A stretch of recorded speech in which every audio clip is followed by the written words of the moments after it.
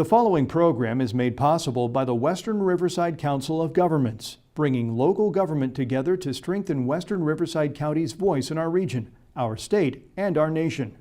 And by Center for Sustainable Suburban Development, conducting and disseminating research on issues of suburban growth and the impact of this growth on social, environmental, and transport systems. Next, presenting the platinum sponsor for the conference is Gillian Wright. Gillian is the Vice President for Customer Services for Southern California Gas Company. We want to thank the gas company for really their exceptional support for this conference today. Gillian.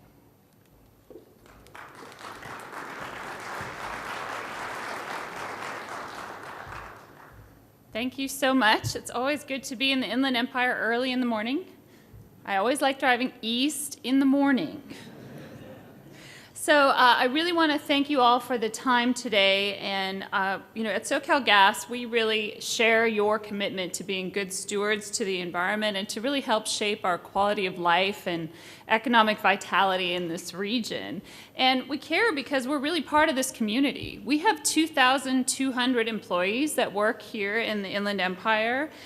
And we're actually one of the largest employers here in the Inland Empire. Our children grow up here, attend your schools. This is part of where we live. And we deliver natural gas, clean, reliable, affordable natural gas to our customers. We are here in Riverside, but across about half of California. We're actually the largest natural gas utility in North America. And we have served Southern California for over 140 years. So natural gas is probably something we don't think a lot about. It's just something that's there when we need it. And I'm sure a lot of you are thinking, okay, but what does natural gas have to do with sustainability? It's not just because we're a sponsor for the conference, I promise you. There is a real message and a story that I need to tell you today.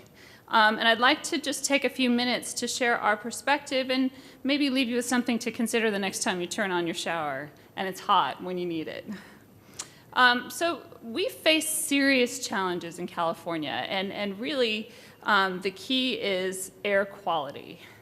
Even with all the aggressive work that the state has done in renewable energy, in energy efficiency, and in pollution controls and energy policy, Southern California still has the worst air quality in the nation. In the inland communities, it's sometimes so bad we can't see the San Bernardino Mountains. So, in fact, in 2014, the American Lung Association's State of the Air report showed San Bernardino and Riverside had the highest number of unhealthy ozone days, over 100 days of unhealthy air per year in each county.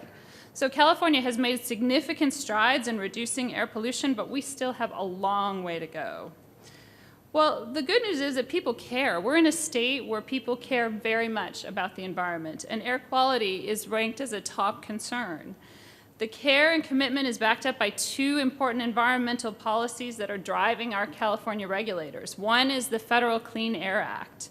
It's focused on reducing air pollution, emissions that create smog primarily. That law requires a 75 to 90% reduction in combustion emissions over the next 20 years.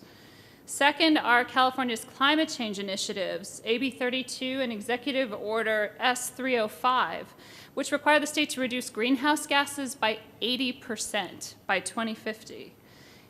And then on top of that, in his recent inaugural address, Governor Brown has upped the ante with a new aggressive and ambitious agenda. His proposed goals now include increasing renewable electricity generation from 33% to 50%, and cutting use of petroleum fuels by 50%, and finally doubling the energy efficiency of our existing buildings, all by 2030. Well, we have a clear focus. We know what we need to do to meet the goals. And what I want to focus on today is the transportation sector. The transportation sector is California's biggest emissions challenge and opportunity. More than 80% of the region's NOx emissions, nitrogen oxide emissions, or air pollution, are really coming from the transportation sector. That sector also contributes more than 37% of the region's greenhouse gas emissions, which are the emissions that lead to climate change. So the largest portion of these emissions are coming from commercial transportation sources, in particular big rig trucks, cargo ships, and the railroads. If we want to make a dent in emissions, we have to reduce emissions without crippling our economy. So we need to act now. The conversation in Sacramento until recently has focused almost solely on reducing our greenhouse gases through electrification. Some policymakers and regulators want to eliminate all fossil fuels, including natural gas, and move to an all-electric system. But independent researchers and the Air Quality Management Districts and the Air Resources Board have run the numbers, and the outlook under that plan is not good. Under our current vision, California's, the vision for the transportation sector, relying heavily on electric vehicles and fuel cells, we won't meet our environmental goals on time. And there's critical deadlines that we need to meet under the Federal Clean Air Act. We have 2020, 2032, and 2050 goals, and these all come with penalties and risks for us if we do not meet those goals. Our two most polluted areas, which are the San Joaquin Valley and the South Coast Air Quality District, which does include the Inland Empire, would miss the 2032 emissions targets by 8 years and 15 years, respectively, with the current plan. Missing the targets does have consequences, but there's also adverse impacts to public health. We've found study after study in California is finding a huge health disparity. And it really cuts along economic and racial divides. And I think you all know what the real issue is. We have a huge disparity in the air quality and environmental quality around the freeway corridors versus in the rest of the region. And it's not an accident that the people who live closest to those freeway corridors are generally our most vulnerable populations. Children living near our freeway corridors have higher than usual rates of hospitalization for asthma and other health problems. Downtown Riverside sits in the middle of the 91, 215, and 60 freeways with railroads running alongside those freeways. And according to the California Department of Public Health, the financial costs of asthma are enormous, over $1 billion in 2010. So every community in the region that's near transportation corridors faces similar risks. We have a similar concentration in the downtown LA area around USC, ironically where the lead scientist for EPA is housed. We need better air quality now. We can't wait. So if there's one thing that you take away, I want you to think about our families and children that are breathing polluted air today. We shouldn't be giving up on them. We should focus on the goal that we share in common, which is better air quality and lower greenhouse gas emissions. If we use all of the tools at our disposal, which is renewables and electricity and natural gas, we can get there faster. We really need to think in terms of, stop thinking in terms of either or and really embrace a both and strategy. And including natural gas in California's long-term energy mix gives us a clean and affordable way to cut greenhouse gases and smog now, not waiting 15 years. So let me show you what we mean. Doesn't it make sense to start with California's biggest polluters? And that's heavy-duty trucks. Heavy-duty trucks are by far the biggest contributors to poor air quality in the South Coast region. There are long-haul and regional truckers who rely on diesel because of the economic advantages over gasoline. It's cheaper, 25 to 30% better. Well, it means that they can ride farther on a tank of diesel for less money than with gasoline. But here's the problem. A gallon of diesel emits over 29 pounds of carbon dioxide, and a long-haul truck may travel 500 miles a day. So that's more than 2,250 pounds, over a ton, per day. That's coming from one heavy-duty diesel truck, every truck on the road. So compare that to compressed natural gas. Compressed natural gas has a higher ratio of energy to carbon and delivers more energy while producing less carbon emissions. A natural gas-powered truck traveling the same distance, same 500 miles, produces 23% less carbon dioxide than the diesel truck. With every natural gas truck adopted, we can stop over 500 pounds of carbon dioxide emissions. Also, natural gas is less expensive. This means trucking fleets can get the environmental benefits of natural gas and save money because natural gas is also more affordable than diesel. Natural gas is also better on other pollutants. It has 50% less NOx emissions than diesel. It cuts particulate matter emissions, which are some of the most dangerous in terms of health impacts, by 95% compared to diesel. And it has 20% fewer greenhouse gas emissions. With engine technology that exists today, California could cut vehicle NOx and particulate emissions by 20% immediately, just by switching from traditional petroleum to natural gas vehicles. And the potential over the next few years is even greater. In less than 5 years, we'll have a near zero emission vehicle.